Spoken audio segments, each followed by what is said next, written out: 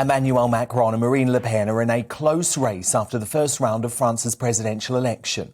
The president secured 28% of the vote, while the challenger took 23%, meaning they'll go head-to-head in the final round in less than a fortnight's time. These campaign efforts allow us to reach the runoff without having lost our composure, our calm and our determination, our absolute conviction that we can win this presidential election.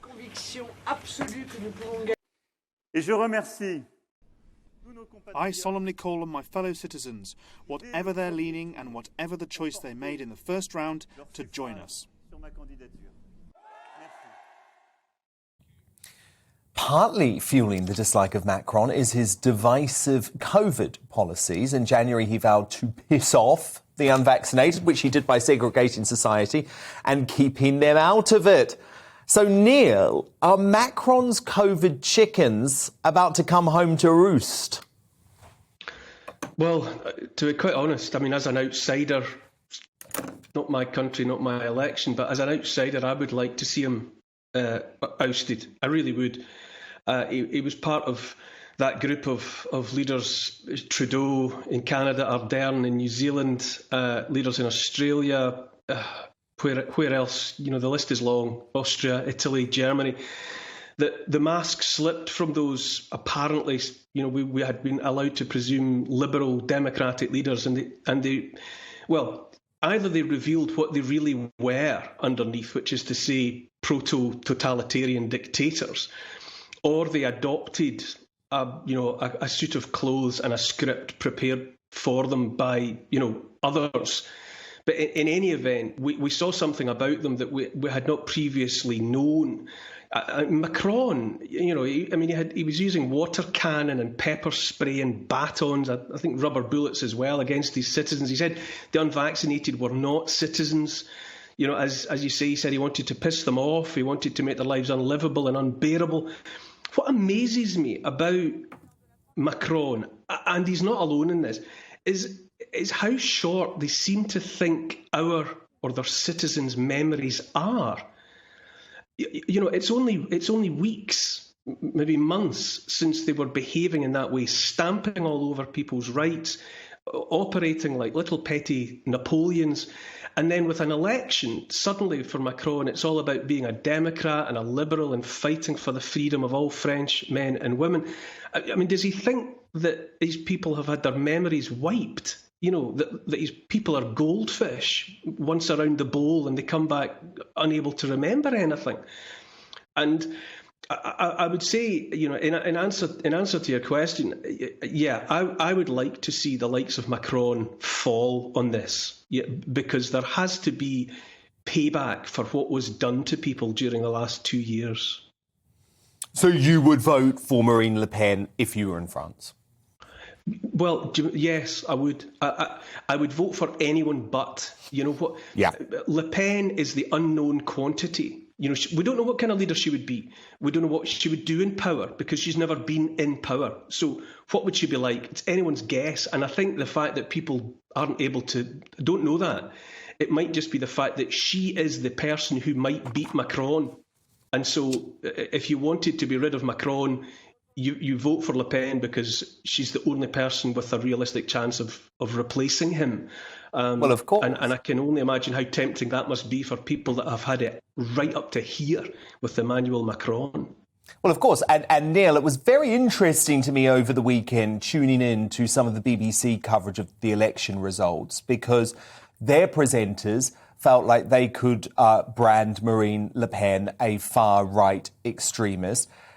They didn't take into account any of Macron's policies, which have been far more extreme, I would argue, than virtually anything in Marine Le Pen's current manifesto.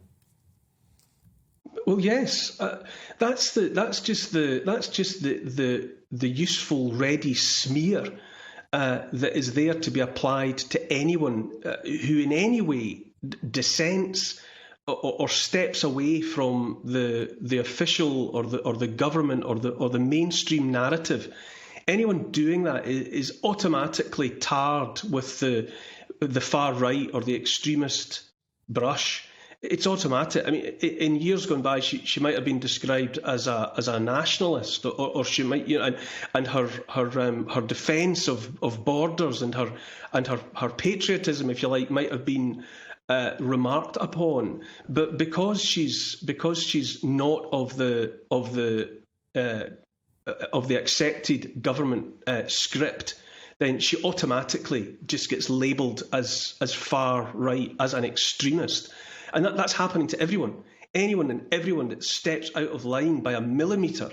If you step away from if you stop reading off the laminated sheet that increasingly it feels like we're handed, then you're automatically tarred as far right. It's meaningless. Well, of course, whereas I would argue that segregating society, which is literally what Macron did, stripping away all freedom of choice over what one puts into their own body, I would argue that is the definition of far-right extremism. Well, I have lost. I've become so disorientated about left and right in politics. Well, indeed, it's meaningless now, Neil. It's meaningless. You're completely right.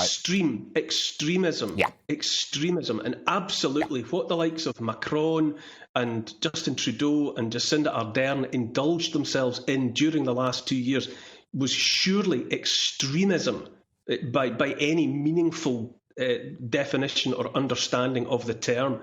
And that they now, as I say, it's as though we've all had our memories wiped and we're supposed to forget the rabid extremism that these characters exhibited. When it came to trampling all over people's rights, Trudeau helping himself to the truckers' money, shutting down the crowdfunder pages, Ardern, Australians who can't leave their own country if they're unvaccinated. Those kind of extremist measures were all across the piece. But there we go. Macron's amongst the first to have, suddenly it's an election, and he's got to try and put on the suit of clothes that he was wearing 2 or 3 years ago and pretend that he's all about Vive la France and liberté and égalité, fraternité. And I cannot believe that anybody is wearing it for a minute. No, well, I just want to share with everyone once more your beautiful description of Macron, the loathsome, narcissistic, proto-totalitarian misanthrope with mummy issues. Let's just hope the French agree, Neil. Beautiful stuff. We'll speak again next week. Thank you.